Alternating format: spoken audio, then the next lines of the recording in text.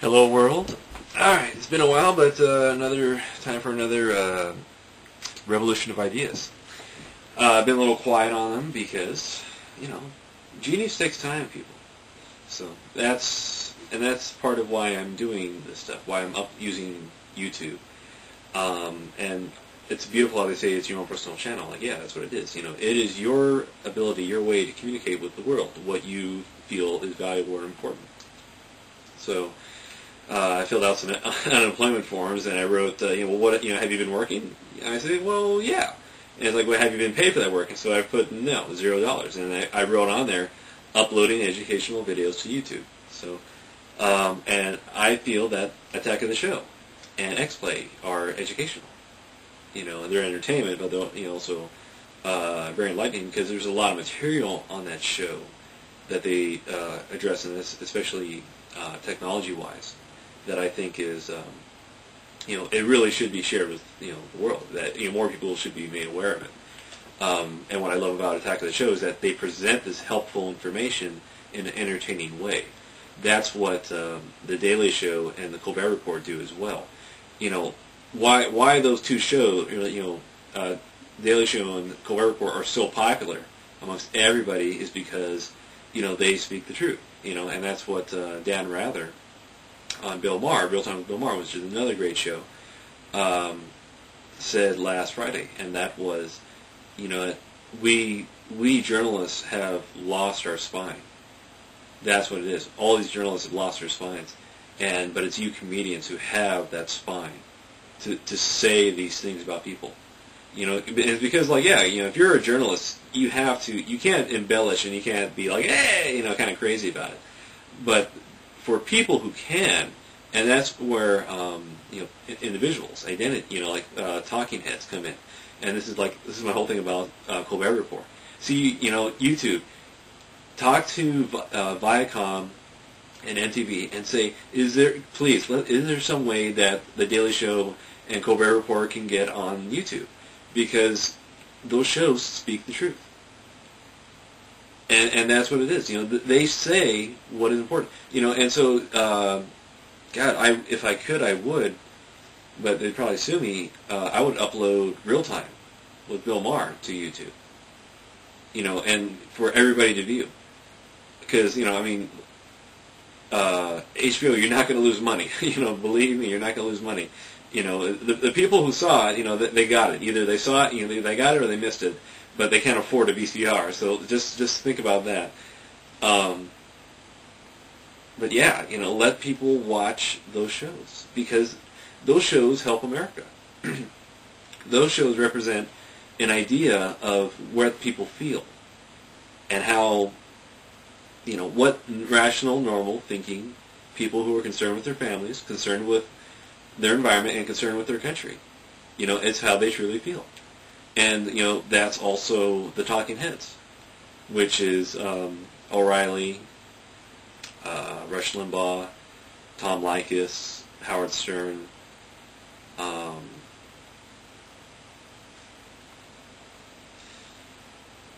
don't want to say it, but apparently,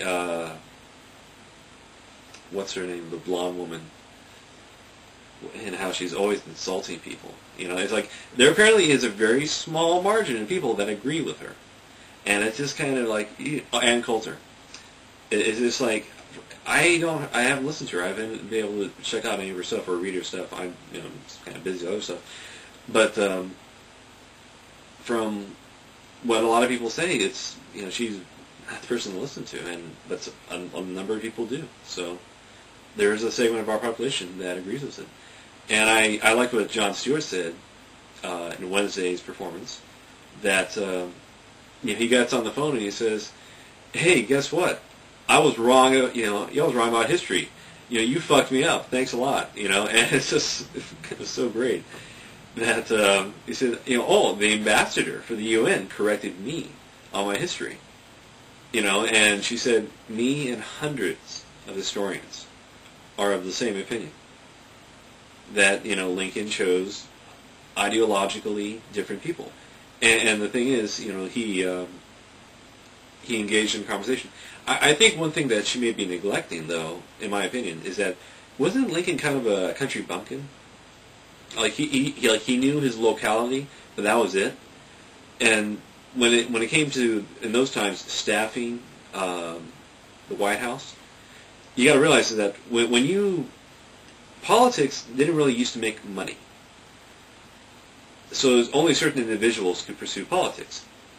People who had money or people who were sitting on wealth, because that was part of it. Is that you basically you were channeling a lot of money around. Or it's like you had to have a lot of money, especially money to support you, because for one thing you're expected to live high class society. When you're a politician, is part of it, and part of that too is that you have to give money out as well. In a lot of cultures, the poorest man is the richest man, or the poorest man in the village is the chief, which I always find very fascinating. That it's like, well, yeah, to basically have his position, he's given out a lot of things. He's given out a lot of favors. So it's like in some ways, this guy leads by favor of the people, and the way it is that, well, because he's giving you his belongings. He's basically you basically have entrusted this guy to lead you, and especially lead you into prosperity. And so he is basically not going to keep any of that wealth in a way, because his prosperity is the village's prosperity, or really it should be the village's prosperity, and he's not going to benefit off of that, because another thing, they live so close together, he can't hide what he prospers. So that's something else to consider, is that if the politicians can't be too public now, and the reason why is because of the intense scrutiny of the media, and which is expected, because we want to know how these people live. We want to make sure that the politicians aren't batshit crazy, and engage in whatever types of behavior. And well, yeah, that's right. But you get these situations where, there's that gay daughter they don't talk about. Even though guess what? That represents part of America. Hey, some woman realized, I don't think it's a choice. I think I was born this way. And, that's the science, that's the science right now, the biology. And if you want to read a great book on it, Dr. Leonard Shlain, Sex, Time, and Power, or Sex, Time, Power, comma. And it's how female sexuality shaped human evolution.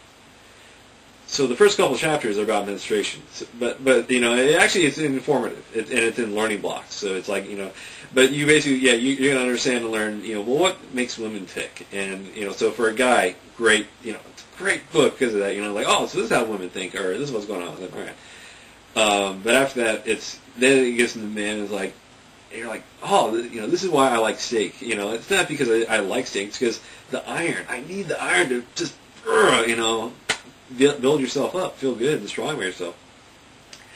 And yeah, so and I'm gonna, I talked to my dad about it. And I realized, I'm gonna do a thing. This is part of my revolution of ideas, by the way. I'm going to do why you should join the Army. That'll be the title of it. So, and I'm just going to talk straight about the Army, and and about the military in general, but also about the Army. And because one of the things I realized is Stephen Colbert was talking to this guy who was, I believe, his congressman on Better Know District. See, that's something else. That's one thing, and this is why politicians are arrogant, and so this is where you can see politics and money mingling together. In that, if the public can look upon their politician in action, because a lot of us, I don't even know about my own state representative. I hope she gets up there, and the reason why is because I want to see what kind of person she is. And there's one or two women, but I can't remember the name. And that's the other thing too. Is who is my state representative? I want to see that. The public is always going to want to know the truth. But part of that too is knowing your little secret. So that's why in a little primitive culture, where you have 50 to 150 people living in a village, your life is very open, and that's something else you learn in this book. Is that how was man organized in primordial society? So real interesting stuff. They just showed a thing about when did